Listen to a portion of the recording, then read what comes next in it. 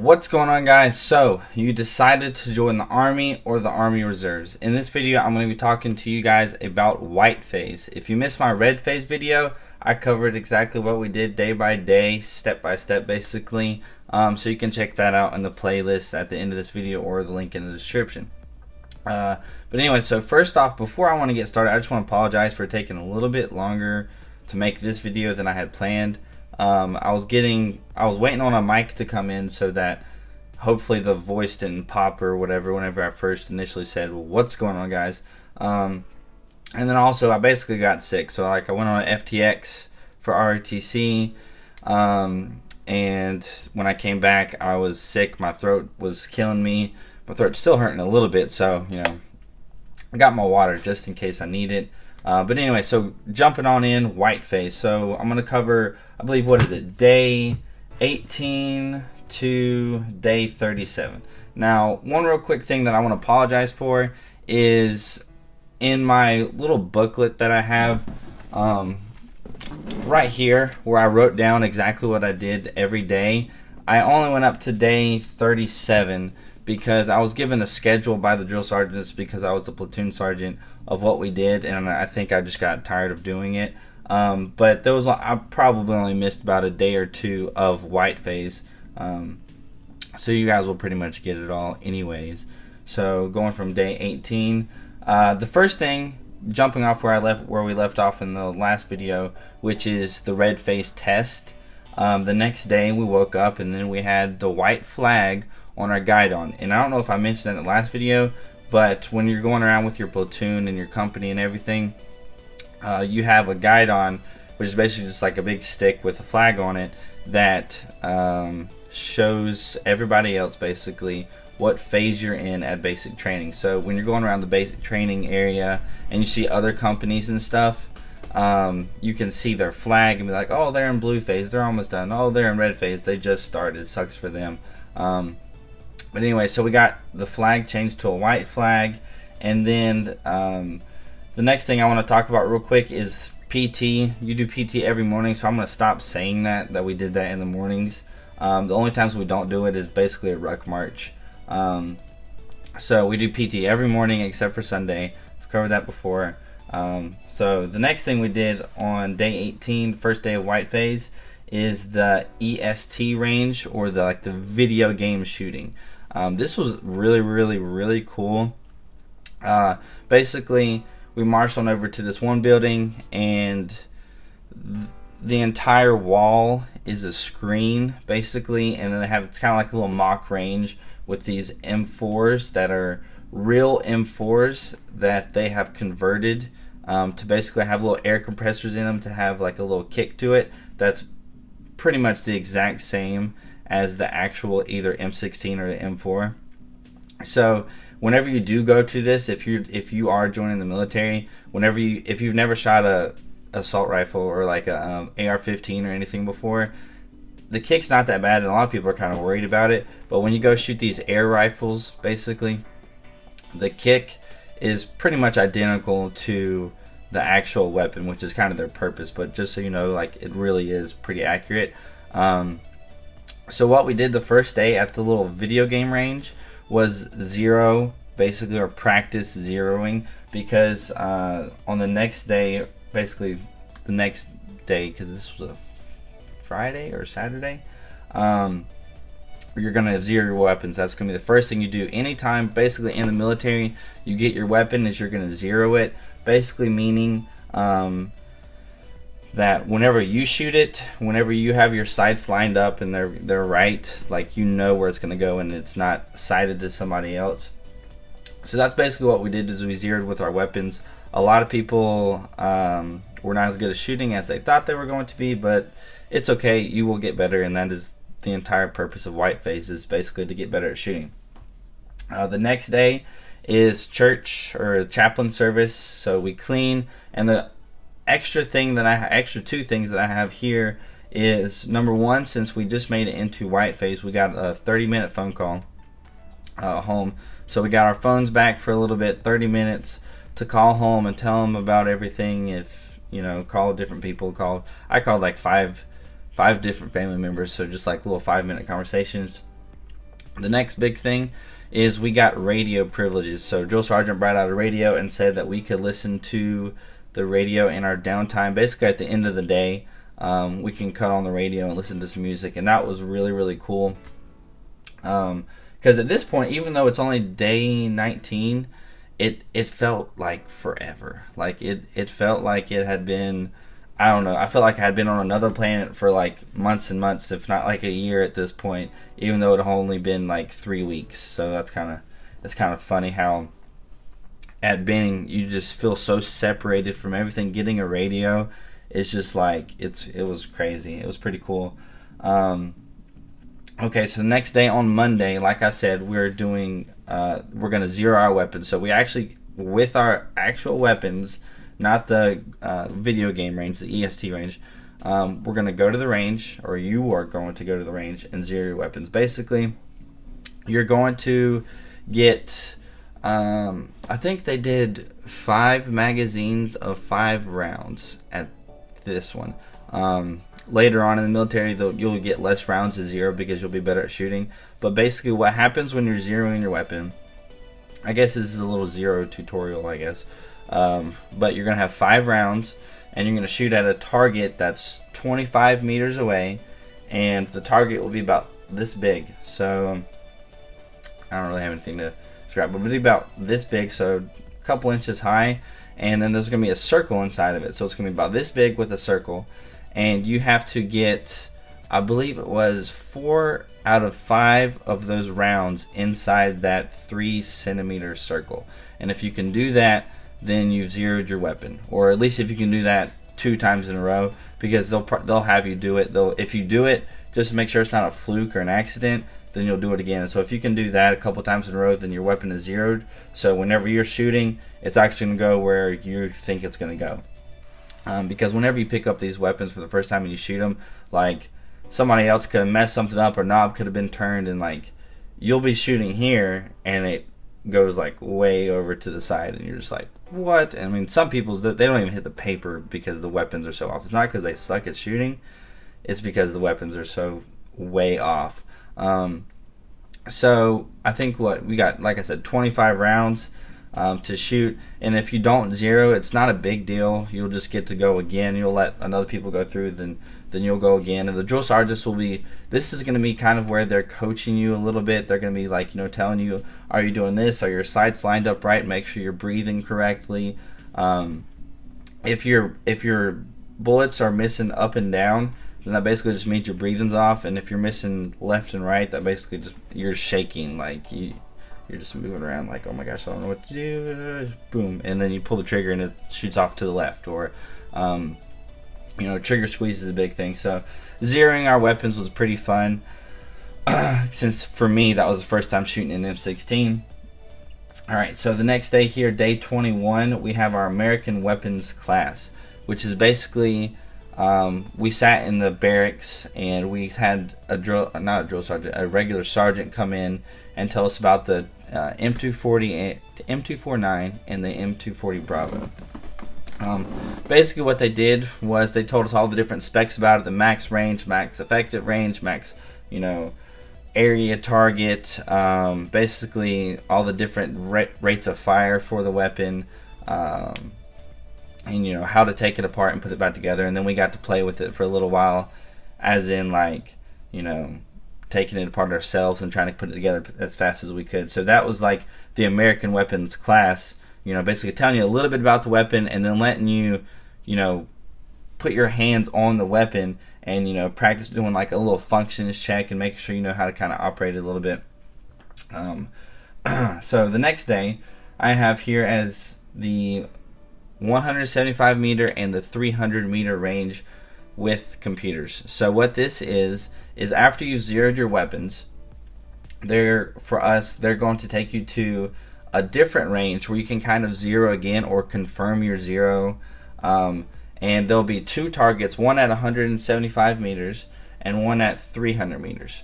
And what will happen is you're going to go out there with a battle buddy or some other private or whatever, and he's going to sit next to you while you're shooting, and he's going to have, essentially, it's kind of like an iPad, but it's like a little computer where he can see the target that you're shooting at digitally, and whenever you shoot, it will kind of like point on the target on the little iPad where your bullet went. So let's say you're trying to shoot the target at 175 meters, and you're shooting just a little bit over the shoulder.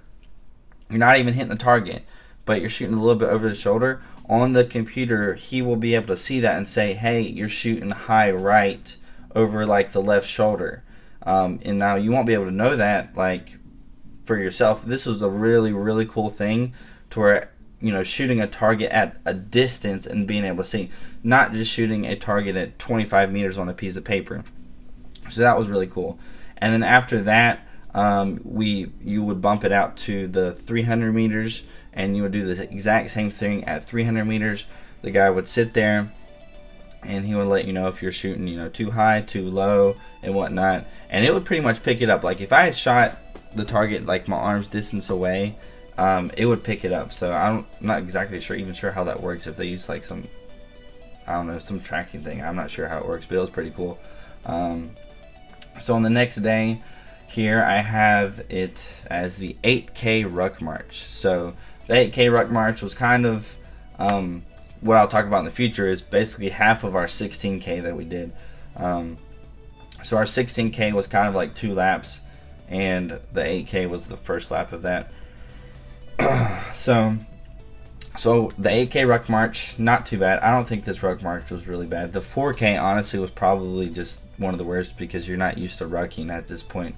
I was in good shape and everything. It's just the 4K Ruck March, you're just like, you've never really rucked before. And then by the time you have the 8K Ruck March, which is 24 days in, you're basically used to walking everywhere and doing everything. So it's really not that difficult. So the 8K, the 12K wasn't that bad. Anyway, so the next thing I have here is the EST pop-up targets range. So this is going back to the video game simulator when you're shooting. And what we did this time was we practiced with pop-up targets. So before we're basically just practicing zeroing, shooting at the still target on the simulator, and this time we are practicing basically the exact same thing as a pop-up target range. So what will happen, if you've never seen a range situation before, is there's like a certain sequence of distances that the pop-up targets are going to come up at, and this just simulates the exact same thing on the screen, and they'll just pop up, you shoot it, and then at the end of the 40 pop-up targets, you'll see what your score was. Honestly, I think my first one, I think I got 17 my first time, which is not passing at all. I think my sights were a little bit off. I don't know. But anyway, so my first score was pretty bad. Most of other people's score was actually pretty bad too. Like 17 was one of the higher ones.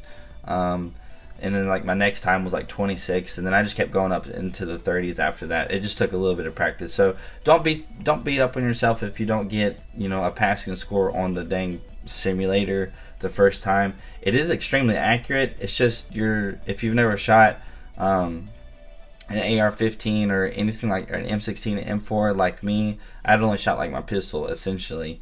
It's just a little bit different. It takes a little bit of practice. So anyways, next thing I have here is going to the day 25 is the shooting range. So this was our first time going to an actual range shooting pop-up targets.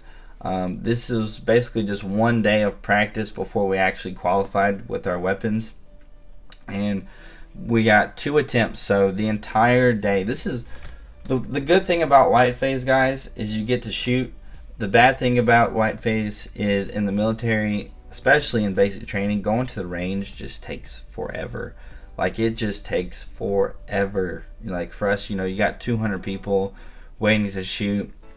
There's like 20 lanes, but then half of them are broken.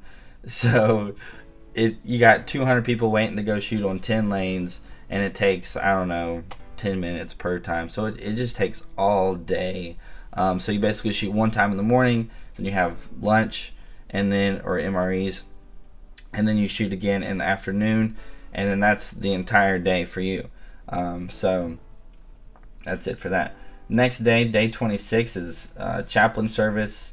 So you're going to be cleaning all day there. And then next day we have the, I assume, white phase PT test. I have here written that we have a PT test. So we're approaching the end of white phase, so we're going to have a PT test. And then after that, we had our pre-qual for the range. So you get 2 attempts again, but this is like an official recording. The day before that I just talked about was you basically just shoot, and if you got a 1, it didn't matter, which we did have somebody get a 1, which is, I don't even understand how you get a 1, but yeah, that's pretty horrible. But you get 2 attempts this time, and that's really just all it is. Going back out, same thing, all day long, 2 attempts at the range, and that's it. Next day, exact same thing. Wake up in the morning, do some PT, then go to the range and qualify 2 times in the morning and afternoon. And now this is the big day. I believe this was a Wednesday. This was like the official qualification round. We were supposed to attempt it 2 times again, but we apparently, I think it was a total lie by the drill sergeants, because I had some buddies that were dealing with the ammo. The drill sergeant said, "Oh, we ran out of ammo. We don't have any more, ammunition to practice or to qualify again." But apparently that was a total lie. I guess they just wanted to go home. So anyway, so that was the qualifying range, the official one, and I got a 35 out of 40. So I missed expert just by a smidge. And the funny thing is I missed the very last target on the dang qualifying range. So last target pops up. I'm counting the ones I missed. So you don't count the ones you hit, you count the ones you miss, unless you miss more than you hit, which is not good. So I had missed 4 at this point. So at this point, if I hit the last target, I got a 36 out of a 40, which means I have shot an expert. Like, I get the expert badge and all that stuff. So I'm sitting here. It's in the kneeling position. And I'm like, all right, I've only missed 4. I can do this, blah, blah, blah. Pull the trigger. Target does not drop. And I'm just like, you got to be kidding me, because that's just really last target, and I get a 35. It's ridiculous. But, it's really not that big of a deal. After basic training, I ended up getting, a 39 out of 40. I've still yet to get a 40 out of 40. I've gotten like a 39 and a 38 and stuff. Alright, so the next day, I have that we did the AT4 range, the M203 range, and what we did before was we had a AT4 briefing and an M203 briefing, which is we went to the range, and it was a really cool range because you could see out for forever. Because the AT4, if you didn't know, is like the over-the-shoulder, like rocket launcher kind of thing, to take out vehicles and stuff like that. And then the M203 is a grenade launcher that you attach to the bottom of a M4 or M16. So they gave us a short little briefing on that, how to use it and stuff like that. And then we got to shoot 5 rounds of the AT4. They were not real rounds, they were fake rounds, and they were like little pebble things that you shot them. It was like pew, pew, and it was just like a little red thing. It was really cool. It's definitely not the real thing. What I'll talk about here later is we got to see a real AT4 round shoot, and the reason that they're not going to let you shoot a bunch of real ones is because they're extremely expensive, and they're only like a one-time thing. So you shoot it once and it's done. The other thing is we got to shoot 5 M203 chalk grenade launcher rounds. So it's basically they're basically the same thing. You load them in, you shoot up your 203, pull the trigger, and you're trying to shoot like a tank or something that's really far away, but it's just like an orange chalk round, so it just kind of shoots out orange smoke, I guess. Now the coolest thing about this day was we got to shoot, or the guy who got the highest score at the range got to shoot the AT4 round. So this is kind of the case in, as far as I know, every basic training situation. Basically, the person who gets the highest score at the range ends up getting to shoot a real AT4 or a real 203 grenade launcher. They generally don't get to shoot both, but in my brother's case, they got to shoot a 203 round, like a real one. And then in my case, we got to see an actual AT4 round go off, which was just awesome. Like it was really cool. Especially the first time seeing it, it was just like a humongous explosion. So next day here, I see that we did a IED terrain walk. So if you don't know what an IED is, it's an improvised explosive device. It's stuff that, a bunch of people in the Middle East and whatever, they just make a bomb out of a bottle, they put some stuff in it, and they set it on a road, and then if you walk by, you blow up.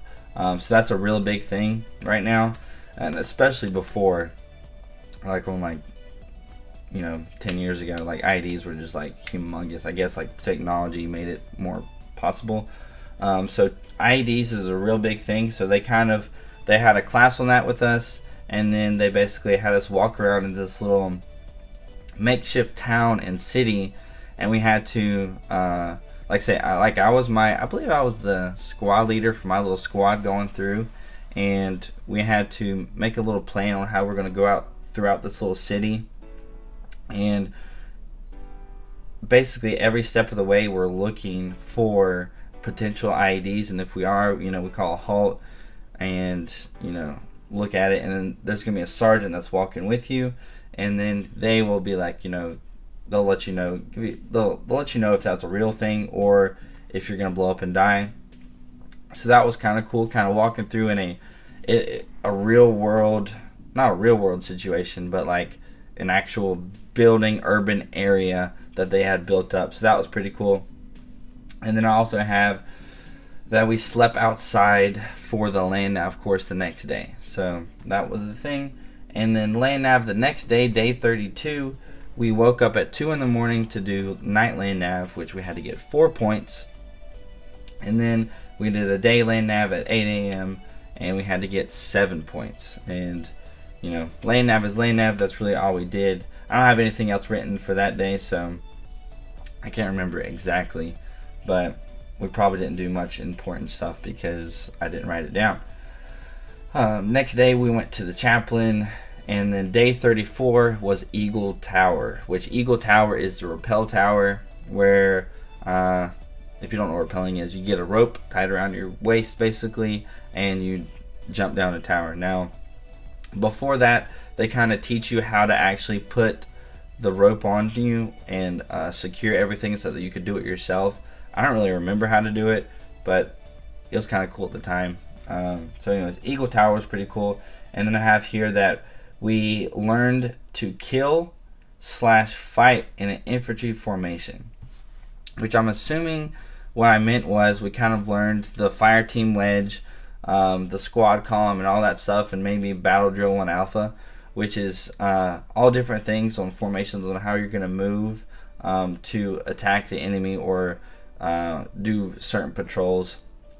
I should cover that a little bit in blue phase because apparently a lot of stuff I have written in blue phase over here is a lot more tactical, because in blue phase you're basically doing your final FTX where you're going to be conducting missions and having to move in these formations. So I guess that's what we did that day. We got our first initial briefing for what a fire team wedge was, and basically, you have your team leader in the front, a rifleman, you're basically a saw gunner, and then like a grenadier guy, and that's basically your little fire team. So that was it for that. And then the next day we have a barrier shooting, which is exactly what it sounds like. You're shooting with a barrier. So you're going to a range, and there's going to be like a little L-shaped range. And so you'll practice like shooting up here and here, and that's all it is. You're working on a C-clamp. So it's just different variations, because you're not always going to be shooting just laying down in the middle of nowhere or just standing up in the middle of nowhere. You're going to be behind cover most of the time, hopefully. So it's just a little bit of practice shooting behind a barrier. The next big thing, day 36, was the hand grenade range. This was probably one of the worst days for me because, number one, we had to ruck march there with all of our gear on. It was really far away. I don't know how far away it was, but it was really far away. And then on top of all of that, it was hot. Again, remember guys, I'm at Fort Benning over the summer. This is day 36, which means it's almost July. So it's kind of like the end of June ish, getting closer to July. So that, I mean, it was just so hot that day. I remember I drank like 4 Camelbacks of water. It was a lot. I drank so much water, and I didn't go to the bathroom like the entire day. I drank so much water, and I just sweat it all out. Like it was crazy. So I was extremely tired. It was like the only day where I literally thought I was about to pass out from being a heat casualty, because it was ridiculously hot. Now the hand grenade range was pretty cool. What we did was you get these little fake grenades. You practice, you know, they teach you how to throw everything. That was pretty cool. This is the day where everybody always talks about how the drill sergeants can lay their hands on you and push you and do that kind of stuff, you know, which is possible. They did it to a couple guys in my company. I never saw it, but I heard about it. But, you know, basically, whenever you throw your grenade, just duck down. It's not that complicated. You don't have to see the grenade blow up. You can feel the grenade blow up because of the freaking explosion. So that was really cool. Now, when we actually got to throw an actual hand grenade, that was pretty cool. So we marched over there. We got behind this thing, this barrier. Then they basically hand you your grenade. You go out there. The drill sergeants or a sergeant is there to basically stand there by you. And then for us on the intercom, or not the intercom, like the, I don't know, horn sound or whatever, they basically tell you what to do and when you're going to throw it. You throw the grenade, you duck down, and grenade blows up, and you're like, wow, that was really loud, and I could feel the shockwave, and then you're done. That's pretty much it. You know, it was pretty freaky in my opinion, because I was actually holding a grenade that could blow me up. That was the scariest thing about it. Like, I would assume that 99% of you have never really held something that, if something had gone wrong, or if it wasn't put together properly, or if you actually did something wrong, that it would just blow up in your hand and kill you. That was a crazy feeling, unlike any other feeling I felt in my life. I mean, just imagine getting your M16, loading a bullet in the chamber, turning around, putting like your finger on it with the barrel facing your face. You're not going to pull the trigger, but if something went wrong, it could kill you. That's kind of how I felt with a grenade. Like, I'm holding the grenade, and I just felt like if something went wrong, I could die right now. And that was the craziest feeling in the world. And I know, like, when I get deployed, and if I have grenades or anything like that, like, they're just like, you know, whatever about it. But the first time doing it, man, that was a crazy experience. So anyways, guys, day 37 here. I just wrote down that we did PT, so that looks like the end of what I had written down. I'm going to continue to look for those schedules that I had, and then I can literally give you guys a minute by minute almost, although that would just take forever, but a day by day still of Blue Phase and what's going on with that. So I hope you guys enjoyed this video. If you did, please like it, leave a thumbs up. If you have any questions, I really appreciate you guys asking questions in my last videos that I made. You know, differences about the National Guard and the reserves and stuff like that, you know, or any other questions you have that you want me to go into more detail about, or if you have a concern, just, you know, let me know. And I would really like to eventually, after I make a couple of these videos, get into making those question videos, and maybe even make something about it. Like every week I just make a video on certain questions. So if you really enjoyed this video, please like it, thumbs up, you know, share it with somebody if they're wanting to go into the military. This was a white phase video going day by day. Red phase, if you missed it, again, check out the playlist. Blue phase is coming next. So I hope you guys enjoyed it, and I will see you guys later.